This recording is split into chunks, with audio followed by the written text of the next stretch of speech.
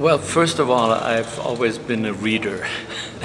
And some of the strongest experiences as a young man was not that I fell in love, but that characters I was reading about were falling in love and desperate.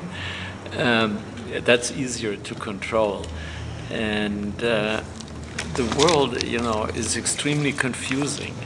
And what's so nice, if you read a novel, you know, everything seems so well organized.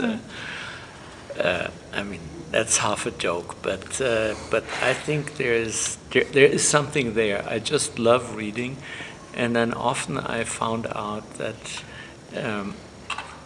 that when I read a novel, it confirms an experience I made. You know, something.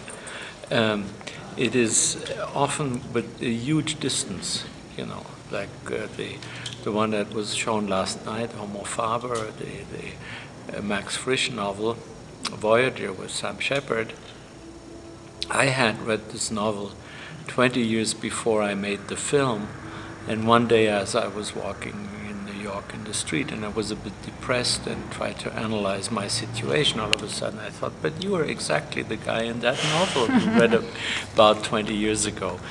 So this is Roventurlis, but this it's not always true. I mean, I've never been the boy of the tin drum, you know. I grew up, not very much, but a little bit more than him, and I never had a tin drum in my life, but somehow I could emphasize with the view, you know, the world as seen by a child. So it's, I don't really know what the thing is. I think, you know, I know adapting literature during the Nouvelle Vague and the cinéma d'auteur was always considered like a minor exercise. And I myself thought it was a minor exercise. And then I came to understand that culture is a variation on a variation on a variation. You see, let's say Verdi, he takes Shakespeare's Othello and turns it into an opera. A modern composer starts from that. We always work from other people's material.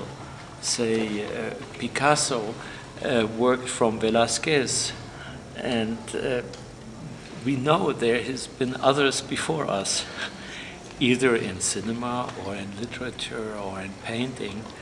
And after all, whether you just deal with blunt reality or whether you deal with a reality as it comes from another work of art, doesn't really make a lot of difference.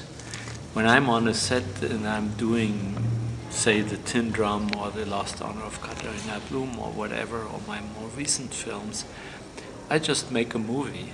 I don't think about literature anymore.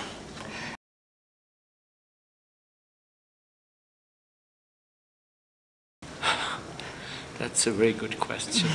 And I can tell you the answer. I was once working with Günter Grass, and he told me, but you should write yourself.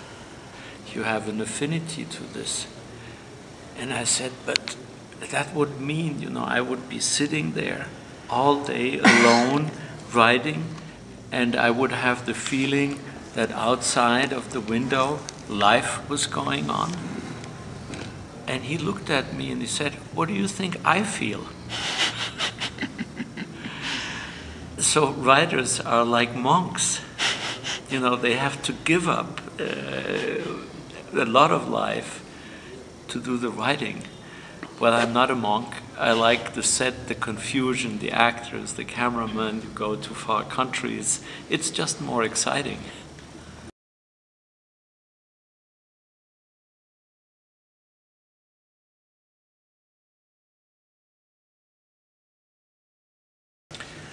No, I think you see every generation has to deal with where the place where they are born in and the time where they are born in. I just happened to be born in 1939, beginning of World War II. I didn't and it was in the middle of Germany. I didn't pick that, so when I grew up, that's what I had to deal with. If I was born, say, in the Chiapas, well, I would make a different type of movies, especially if it was today. And I think it doesn't make a difference that you always have to deal with your own circumstances. That's what's important. Life lived, you know, your experience, that's what's count, you know.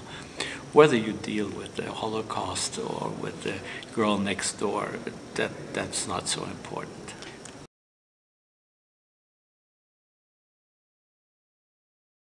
Well, I know I really wouldn't know, especially of my own films. But I confess, if I went to this famous lonely island, you know, I would take a book with me rather than a movie. Ooh, that's a strong look. Yeah, exactly. That's a strong one. Thank you very much. Thank you.